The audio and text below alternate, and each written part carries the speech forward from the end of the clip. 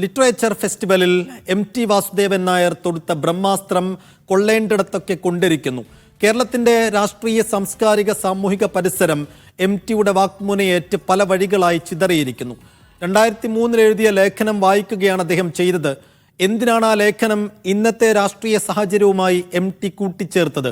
മോദിയെ വിമർശിക്കാൻ EMSനെയും Soviet യൂണിയനെയും sir രാജാവിനെയും ഒക്കെ ഉദാഹരിക്കേണ്ടതുണ്ടോ MTക്കെന്ന് ചോദിക്കുന്നു പ്രതിപക്ഷം.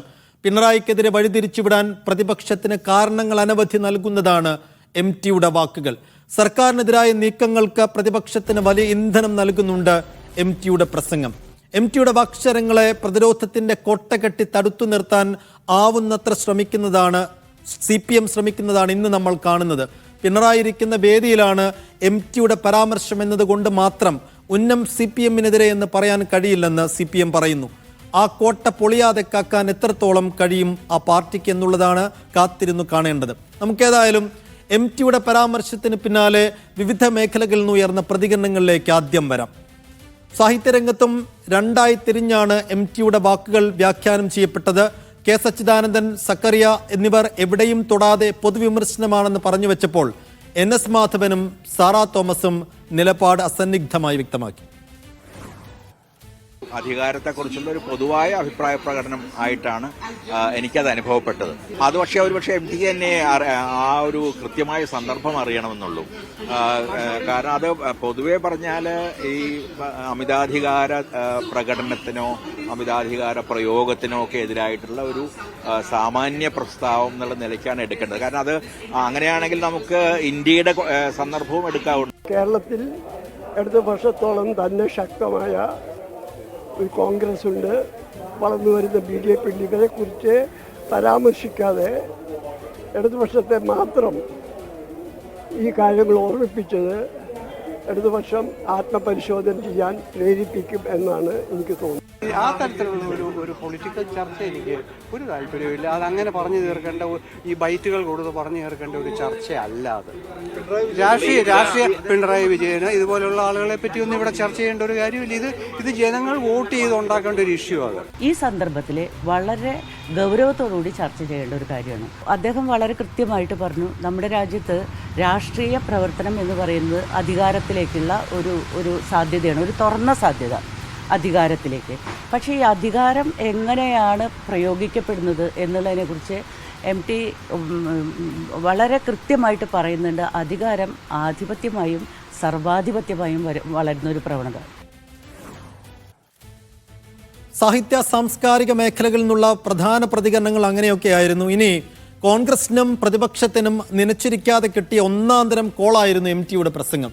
കഴിവിന്റെ പരമാവധി ഇടതുപാളയത്തിലേക്ക് MTയുടെ അമ്പിനെ തിരിച്ചുവിടാൻ നേതാക്കൾ ഇന്ന് ശ്രമിക്കുന്നതാണ് നമ്മൾ കണ്ടത്. VD സതീശിന്റെയും K. മുരളീധരന്റെയും പ്രതികരണം കാണാം. മതി. ഈ കാലം ആവശ്യപ്പെടുന്ന കാര്യമാണ് അദ്ദേഹം പറഞ്ഞത്. നിഷ്പക്ഷരാണ് എന്ന് കരുതി വന്ന് സമൂഹ മാധ്യമങ്ങളിലൂടെ സർക്കാരിന് സ്തുതിഗീതം പാടുന്നവരുമൊക്കെ MTയുടെ വാക്കുകൾ ശ്രദ്ധയോടുകൂടി കേൾക്കണം. പ്രതികരിക്കാൻ മറന്നുപോയ സാംസ്കാരിക പ്രവർത്തകർക്ക് കൂടിയുള്ള ഒരു വഴിവിളക്കാണ് അദ്ദേഹം കത്തിച്ചു വെച്ച് പോയത്. കേരളത്തിലെ മുഖ്യമന്ത്രിയുടെ യഥാർത്ഥ രൂപം ഇപ്പോൾ സാഹിത്യകാരന്മാർ വരെ മനസ്സിലാക്കാൻ തുടങ്ങി എന്നുള്ളതിൻ്റെ ഉദാഹരണമാണ് ഇന്നലെ MTയുടെ പ്രസംഗം. അത് വളരെ അർത്ഥവത്താണ്. അതായത് ഇപ്പോഴത്തെ മുഖ്യമന്ത്രി കമ്മ്യൂണിസ്റ്റ് പാരമ്പര്യത്തിൽ നിന്ന് എന്തുമാത്രം മാറി എന്നുള്ളത് വളരെ വ്യക്തമാണ്. എഴുത്തും വായനയും അറിയാവുന്നവർക്കൊക്കെ അത് കേട്ടാൽ മനസ്സിലാവും. ഫലത്തിൽ പിണറായിനെയാണ് ആദ്യം ഉദ്ദേശിച്ചത്. അത് മോഡിക്ക് അപ്ലിക്കബിൾ ആണ് എന്നുള്ള കാര്യത്തിൽ സംശയമില്ല. അങ്ങനെ സാഹിത്യകാരന്മാരിൽ ഭൂരിഭാഗം ആളുകളും ഒപ്പം UDFും പ്രതിപക്ഷ പാർട്ടികളുമൊക്കെ MTയുടെ വാക്ശരങ്ങളെ, MTയുടെ പ്രസംഗത്തെ CPMനെതിരെ, ഇടതുപക്ഷത്തിനെതിരെ, പ്രത്യേകിച്ച് പിണറായി വിജയനെതിരെ വഴിതിരിച്ചുവിടാൻ ശ്രമിക്കുമ്പോൾ CPM പരമാവധി പ്രതിരോധ കോട്ട കെട്ടി നിൽപ്പുണ്ട്. എന്തായിരിക്കും ഇക്കാര്യത്തിൽ ഇനി CPMന് പറയാനുണ്ടാവുക എന്നുള്ളതാണ് എല്ലാവരും ഉറ്റുനോക്കുന്നത്. അതായത് പിണറായി വിജയനെ വേദിയിലിരുത്തിയായിരുന്നു MTയുടെ പ്രസംഗം എന്നുള്ളതാണ് പാർട്ടിക്കും CPMനും പിണറായിക്കും വലിയ ക്ഷീണമായത്. 2003 അദ്ദേഹത്തിൻ്റെ ഒരു ലേഖനത്തിലെ വാക്കുകളാണ് അദ്ദേഹം ഇവിടെ പ്രസംഗമായി മാറ്റിയത്. അതിൽ ഉദാഹരിച്ചത് EMSനെയും സോവിയറ്റ് യൂണിയനെയും ഒപ്പം സാർ ചക്രവർത്തിയെയും ഒക്കെ ആയതുകൊണ്ട് അതിനെ എളുപ്പത്തിൽ കമ്മ്യൂണിസ്റ്റ് പാർട്ടിയുമായി, പിണറായിയുമായി, മാർക്സിസ്റ്റ് പാർട്ടിയുമായി കൂട്ടിയിണക്കാൻ അല്ലെങ്കിൽ കണക്ട് ചെയ്യാൻ UDF എളുപ്പമാണ്, പ്രതിപക്ഷത്തിന് എളുപ്പമാണ്. അതുകൊണ്ട് വരും ദിവസങ്ങളിലൊക്കെ ഇത് രാഷ്ട്രീയ ആയുധമായി UDF ഉയർത്തുമെന്നുള്ള കാര്യത്തിൽ തർക്കമില്ല. സ്വാഭാവികമായും എങ്ങനെ അതിനെ പ്രതിരോധിക്കും? ഇന്നിപ്പോൾ മുൻനിര നേതാക്കളൊന്നും ഇല്ലെങ്കിൽ കൂടിയും സംസ്ഥാന സെക്രട്ടറി MV ഗോവിന്ദൻ നേരിട്ട് ദൃശ്യമാധ്യമങ്ങൾക്ക് മുന്നിൽ ഒരു പ്രതികരണം നടത്തിയില്ല എങ്കിൽ കൂടിയും പ്രധാനപ്പെട്ട ചില നേതാക്കളൊക്കെ ഒരു ഒടുക്കൻ മട്ടിലുള്ള ഒരു പ്രതിരോധം തീർത്തുകൊണ്ടുള്ള പ്രതികരണം ഇന്ന് നടത്തി. അപ്പോൾ അതിൽ നിന്നുകൊണ്ട് മാത്രം MTയുടെ ഈ വാക്ശരത്തെ അത് LDF പാളയത്തിലേക്ക് തിരിച്ചുവിടാനുള്ള UDF നീക്കത്തെ, പ്രതിപക്ഷ നീക്കത്തെ തടുത്തു നിർത്താൻ ഇതുകൊണ്ട് മാത്രമാകുമോ എന്നാണ് എല്ലാവരും ഉറ്റുനോക്കുന്നത്. എന്തായാലും ഇന്ന് ചില പ്രതികരണങ്ങളിലൊക്കെ LDF പാളയത്തിൽ നിന്ന് വന്നിരുന്നു. അതിലേക്കാണ് നമ്മൾ പോകുന്നത്. LDF കൺവീനർ EP ജയരാജനാണ് ആദ്യം വ്യാഖ്യാനവുമായി രംഗത്ത് വന്നത്. പിന്നാലെ AN ഷംസീറും MB രാജേഷും അടക്കമുള്ളവർ വന്നു. അവരുടെ പ്രതികരണം കാണാമേ. അങ്ങനെ ഏതെങ്കിലും രാഷ്ട്രീയ നേതാക്കളെയോ രാഷ്ട്രീയ പാർട്ടികളെയോ അടിസ്ഥാനമാക്കിയല്ല ഞാൻ പറഞ്ഞിട്ടുള്ളത് എന്ന് അദ്ദേഹം തന്നെ വ്യക്തമാക്കി.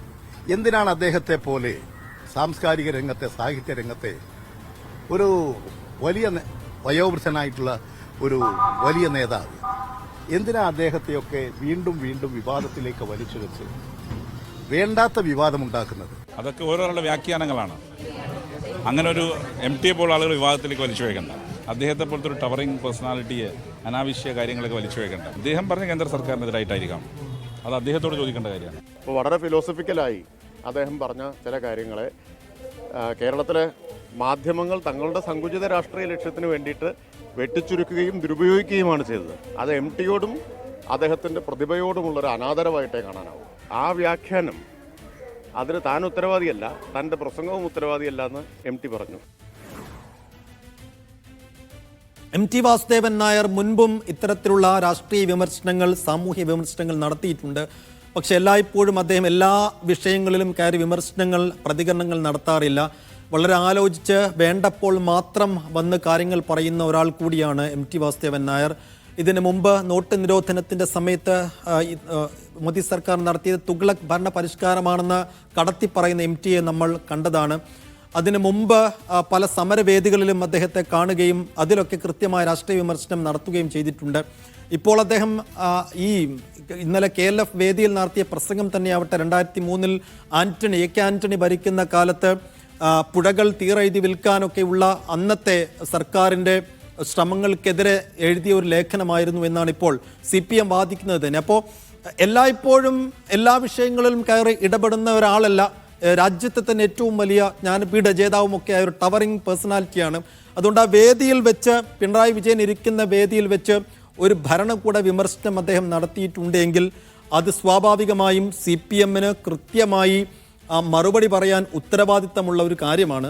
അത് എളുപ്പത്തിൽ LDF പാളയത്തിലേക്ക് വഴിതിരിച്ചുവിടാൻ പ്രതിപക്ഷത്തിനും BJPക്കുമൊക്കെ സാധിക്കുന്നുമുണ്ട്. ആ നിലക്ക് വരും ദിവസങ്ങളിൽ ഇതിനെ എങ്ങനെ പ്രതിരോധിക്കും CPM എന്നുള്ളതാണ് എല്ലാവരും ഉറ്റുനോക്കുന്നത്. എന്തായാലും ഇന്നിപ്പോൾ പെട്ടെന്ന് പാർട്ടി എടുത്ത ഒരു നിലപാട്, MTയുടെ പ്രസംഗത്തിൽ പുതുമയില്ല. വർഷങ്ങൾക്ക് മുമ്പ് EMSനെ അനുസ്മരിച്ചെഴുതിയ ലേഖനമാണ്. അതുകൊണ്ട് വിമർശനത്തെ അവഗണിക്കുകയാണ് നല്ലത് എന്നുള്ള ഒരു പ്രാഥമിക ധാരണയിൽ CPM എത്തിയിരിക്കുന്നു. എന്തായാലും വരും ദിവസങ്ങളിൽ എന്താണ് ഈ വിഷയത്തിൽ, എന്തൊക്കെ നിലപാട് സ്വീകരിക്കാനാണ് പാർട്ടിയുടെ ആലോചന എന്നുള്ളതാണ് ഇനി നോക്കേണ്ടത്. തിരുവനന്തപുരത്ത് നിന്ന് ഞങ്ങളുടെ പ്രതിനിധി സൈഫ് സൈനുലാബ്ദീൻ്റെ റിപ്പോർട്ട്. MT വാസുദേവൻ നായർ, ജ്ഞാനപീഠം ജേതാവ്, കേരളത്തിലെ സാംസ്കാരിക രംഗത്തെ ഏറ്റവും പ്രമുഖനായിട്ടുള്ള ആൾ, മുഖ്യമന്ത്രി പിണറായി വിജയനെ മുന്നിലിരുത്തിക്കൊണ്ട് കേരളത്തിലെ ലിറ്ററേച്ചർ ഫെസ്റ്റിവലുമായി ബന്ധപ്പെട്ട് കോഴിക്കോട് നടക്കുന്ന പരിപാടിയിൽ ചില വിമർശനങ്ങൾ മുന്നോട്ട് വെക്കുകയാണ്. അത് ഭരണകൂടവുമായി ബന്ധപ്പെട്ട്, മുൻ ഭരണാധികാരികളുമായി ബന്ധപ്പെട്ട്, റഷ്യയുമായി ബന്ധപ്പെട്ട് കുറേ കാര്യങ്ങൾ അദ്ദേഹം സൂചിപ്പിക്കുന്നുണ്ട്. അത് കേരളത്തിൽ പ്രകമ്പനം സൃഷ്ടിച്ചിരിക്കുകയാണ്. കേരളത്തിലെ രാഷ്ട്രീയ സാംസ്കാരിക രംഗത്ത് വലിയ രീതിയിലുള്ള ചർച്ചകൾക്ക് വഴിവെച്ചിട്ടുണ്ട്. അത് പറഞ്ഞത് MT ആണ് എന്നുള്ളത് കൊണ്ടാണ് അത് ചർച്ചകൾക്ക് വഴിവെക്കാനിടയായ ഏറ്റവും പ്രധാനപ്പെട്ട സാഹചര്യം. കാരണം MT അങ്ങനെ എല്ലാ വിഷയങ്ങളിലും രാഷ്ട്രീയ പ്രതികരണം നടത്തുന്ന ആളല്ല. ഇന്ത്യയെ ബാധിക്കുന്ന മൊത്തത്തിലുള്ള വിഷയങ്ങളിൽ MT പ്രതികരിച്ചിട്ടുണ്ട്. പക്ഷേ എല്ലാ സമയങ്ങളിലും വന്ന് പ്രതികരിക്കുന്ന ആളല്ല MT. അതുകൊണ്ടാണ് അദ്ദേഹത്തിൻ്റെ ചില പ്രസ്താവനകൾ വലിയ രീതിയിൽ ചർച്ചകൾക്ക് വഴിവെക്കുന്നത്. അത് മുഖ്യമന്ത്രിയെ മുന്നിലിരുത്തിക്കൊണ്ട് ചില വിമർശനങ്ങൾ ഭരണാധികാരികളുമായി ബന്ധപ്പെട്ടും ഭരണകൂടവുമായി ബന്ധപ്പെട്ടുമെല്ലാം അദ്ദേഹം ഉന്നയിക്കുകയാണ്.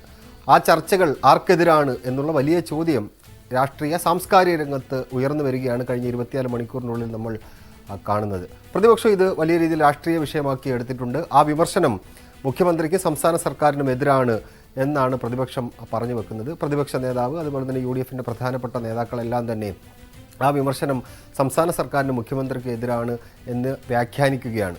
അങ്ങനെയാണോ എന്ന് ചോദിച്ചാൽ അതിന് ഉത്തരം പറയേണ്ടത് MD തന്നെയാണ് എന്നുള്ളതാണ് വസ്തുത. അതിന് അതേസമയം തന്നെ പ്രതിരോധിക്കുകയാണ് ഇടതുമുന്നണി ചെയ്യുന്നത് എന്നാണ് നമ്മൾ ഇന്നത്തെ ദിവസം കണ്ടത്. ഇടതുമുന്നണി കൺവീനർ EP ജയരാജൻ അടക്കമുള്ള നേതാക്കൾ ഈ വിഷയത്തോട് രാവിലെ CPMന്റെ സംസ്ഥാന സെക്രട്ടേറിയറ്റ് ചേരുന്നതിന് മുമ്പ് പ്രതികരിക്കുമ്പോൾ അത് കേന്ദ്ര സർക്കാരിനെതിരായ വിമർശനങ്ങളാണ്, മോദി സർക്കാരിനെതിരായ വിമർശനങ്ങളാണ്, അങ്ങനെയാണ് തനിക്ക് തോന്നിയതെന്ന് ഇടതുമുന്നണി കൺവീനറും അതുപോലെ തന്നെ CPMന്റെ കേന്ദ്ര കമ്മിറ്റി അംഗവും മുതിർന്ന നേതാവുമായ EP ജയരാജൻ പറയുന്നുണ്ട്. അങ്ങനെ കൊടുമ്പിരി കൊണ്ട രാഷ്ട്രീയ ചർച്ചകൾ ഉണ്ടാകുന്നു. സാംസ്കാരിക രംഗത്തെ ഏറ്റവും പ്രധാനപ്പെട്ട ആൾക്കാർ ഇതിനോട് പ്രതികരിക്കുന്നു. സക്കറിയ സാറ ജോസഫ് അടക്കമുള്ള ആൾക്കാർ ഇതിനോട് പ്രതികരിക്കുന്നുണ്ട്. അങ്ങനെ സാംസ്കാരിക രംഗത്തെ ഏറ്റവും പ്രധാനപ്പെട്ട ആൾക്കാർ ഈ വിഷയത്തോട് പ്രതികരിച്ച് വിവിധ തരത്തിൽ അതിനെ വിവിധ അർത്ഥതലങ്ങളിലേക്ക് കൊണ്ടുപോകുന്നുണ്ട്. CPM ഈ വിഷയം ഇന്ന് ചേർന്ന് CPMന്റെ സംസ്ഥാന സെക്രട്ടേറിയറ്റിൽ ചർച്ച ചെയ്തു എന്നാണ് നമുക്ക് അറിയാൻ കഴിയുന്നത്. അതിനുശേഷം ചില നേതാക്കളോട് സംസാരിക്കുമ്പോൾ അവർ പറയുന്നത് MD ഇത് ആദ്യമായിട്ട് പറയുന്ന കാര്യമല്ല. 2003 MD ഒരു പുസ്തകം, ഒരു ലേഖനം എഴുതുന്നുണ്ട്. കറണ്ട് ബുക്സ് പ്രസിദ്ധീകരിച്ച ഒരു ലേഖനം എഴുതുന്നുണ്ട്. MDയുടെ തിരഞ്ഞെടുക്കപ്പെട്ട കഥകൾ എന്ന പേരിൽ ഒരു പുസ്തകം പ്രസിദ്ധീകരിക്കുന്നുണ്ട്. ആ പുസ്തകത്തിൽ അദ്ദേഹം അന്ന് എഴുതിയത് എന്താണോ അതേ വാചകങ്ങൾ എന്ന് പറഞ്ഞാൽ അതിനകത്ത് ചില വാചകങ്ങളിൽ ചില മാറ്റങ്ങളുണ്ട് എന്നതിനപ്പുറം അത് അതേപോലെ തന്നെ അദ്ദേഹം അവിടെ വായിക്കുകയാണ് ചെയ്തത് എന്നുള്ളതാണ് CPM പറയുന്ന ന്യായവാദം. അതുകൊണ്ട് തന്നെ ആ വിഷയത്തിൽ ഇപ്പോൾ ഉണ്ടായിരിക്കുന്ന ഈ രാഷ്ട്രീയ വിവാദത്തിൽ ഏതെങ്കിലും തരത്തിൽ കക്ഷിയാകേണ്ട കാര്യമില്ല എന്ന നിലപാട് CPM സ്വീകരിക്കുകയാണ്. അത് നേരത്തെ MD പറഞ്ഞിട്ടുള്ള കാര്യങ്ങൾ അദ്ദേഹം അവിടെ വന്ന് വായിക്കുകയാണ് ചെയ്തത്. അദ്ദേഹത്തിൻ്റെ ഇപ്പോഴത്തെ നിലപാടല്ലത്. അദ്ദേഹം 2003 എഴുതിയ പുസ്തകത്തിൽ അതേ വാചകങ്ങൾ, ആ പുസ്തകത്തിലെ വാചകങ്ങൾ വായിക്കുകയാണെന്നുണ്ടെങ്കിൽ സ്വാഭാവികമായിട്ടും അദ്ദേഹത്തെ പ്രസംഗവും ആ പുസ്തകത്തിൽ എഴുതിയ വാചകങ്ങളും ഒത്തുനോക്കുകയാണെന്നുണ്ടെങ്കിൽ ഏതാണ്ട് ഒരു 90-95% അത് അതേപോലെ തന്നെയാണ് എഴുതിയിട്ടുള്ളത്. ആ വാചകങ്ങളിൽ ആദ്യത്തെ ചില ഭാഗങ്ങളിൽ അവസാനത്തെ ചില വാചകങ്ങളിൽ മാത്രമാണ് മാറ്റങ്ങൾ ഉണ്ടായിട്ടുള്ളത്. EMSനെ കുറിച്ച് പറയുന്നതും റഷ്യയെക്കുറിച്ച് പറയുന്നതും ഭരണാധികാരികളെക്കുറിച്ച് പറയുന്നതുമെല്ലാം ആ വാചകങ്ങളുമായി ബന്ധപ്പെട്ട് തന്നെ കൃത്യമായി തന്നെ 2003 എഴുതിയ ആ വാചകങ്ങൾ തന്നെയാണ് നമുക്ക് കണ്ടെടുക്കാൻ കഴിയുന്നത്. പക്ഷേ അതിൻ്റെ ഒരു രാഷ്ട്രീയ സ്വഭാവം വ്യത്യസ്തമാണ് എന്നുള്ളതാണ് നമുക്ക് കണ്ടെടുക്കാൻ കഴിയുന്നത്. മുഖ്യമന്ത്രി പങ്കെടുക്കുന്നൊരു വേദിയിൽ ഇങ്ങനൊരു വിമർശന സ്വഭാവത്തിലുള്ള കാര്യം അദ്ദേഹം എന്തുകൊണ്ട് പറഞ്ഞു? മുഖ്യമന്ത്രിയും MDയും നേരത്തെ പല വേദികൾ പങ്കിട്ടിട്ടുണ്ട്. അന്നൊന്നും പറയാത്ത ഒരു വിമർശനം എന്തുകൊണ്ടാണ് അദ്ദേഹം ഇപ്പോൾ പറഞ്ഞത് എന്നുള്ള വലിയ ചോദ്യം നിലനിൽക്കുന്നുണ്ട്. എന്തായാലും അത് ഭരണത്തെക്കുറിച്ചാണ് എന്ന് പ്രതിപക്ഷം പറയുമ്പോൾ ഭരണത്തെക്കുറിച്ചല്ല അദ്ദേഹം പറയുന്നത്. ആ ഭരണത്തെക്കുറിച്ച് തന്നെയാണെന്നുണ്ടെങ്കിലും അത് കേരളത്തിലെ ഭരണത്തെക്കുറിച്ച് മാത്രമല്ല, കേന്ദ്ര സർക്കാരുമായി ബന്ധപ്പെട്ട ഭരണത്തെക്കുറിച്ചാണ്, നരേന്ദ്രമോദിയുമായി ബന്ധപ്പെട്ട ഭരണത്തെക്കുറിച്ചാണ്, ഫാസിസ്റ്റ് സമീപനം സ്വീകരിക്കുന്ന അവരുടെ നിലപാടിനെക്കുറിച്ചാണ് എന്ന വിശദീകരണം ഇടതുമുന്നണിയുടെ ഭാഗത്ത് നിന്നും ഉണ്ടാകുന്നുണ്ട്. CPMന്റെ നേതാക്കൾ അതിനോട് ഏതെങ്കിലും തരത്തിൽ പ്രതികരിക്കുമോ എന്ന കാര്യം ചോദിക്കുകയാണെങ്കിൽ അതിനുള്ള സാധ്യത കുറവാണ്. പൂർണ്ണമായി ഇല്ല എന്ന് നമുക്ക് പറയാൻ കഴിയില്ല, സാധ്യത കുറവാണ്. കാരണം സംസ്ഥാന സെക്രട്ടേറിയറ്റ് കഴിഞ്ഞതിന് ശേഷം നേതാക്കളോട് പരസ്യമായ പ്രതികരണം ചോദിക്കുമ്പോൾ അങ്ങനെ പ്രതികരിക്കാനില്ല, MD നേരത്തെ പറഞ്ഞ കാര്യങ്ങൾ തന്നെയാണല്ലോ ഇതെല്ലാം എന്ന നേതാക്കളുടെ പ്രതികരണം സ്വാഭാവികമായിട്ടും പുറത്തു വരുന്നുണ്ട്. അതുകൊണ്ട് അത് പിണറായി സർക്കാരിനെതിരെ തിരിച്ചുവിടാനുള്ള UDFന്റെ ചില നീക്കങ്ങളുടെ ഭാഗമായിട്ടാണ് ഈ വിവാദങ്ങൾ ഉണ്ടാകുന്നത് എന്ന വിലയിരുത്തലാണ് CPMന്റെ നേതൃത്വത്തിന് ഉള്ളത്.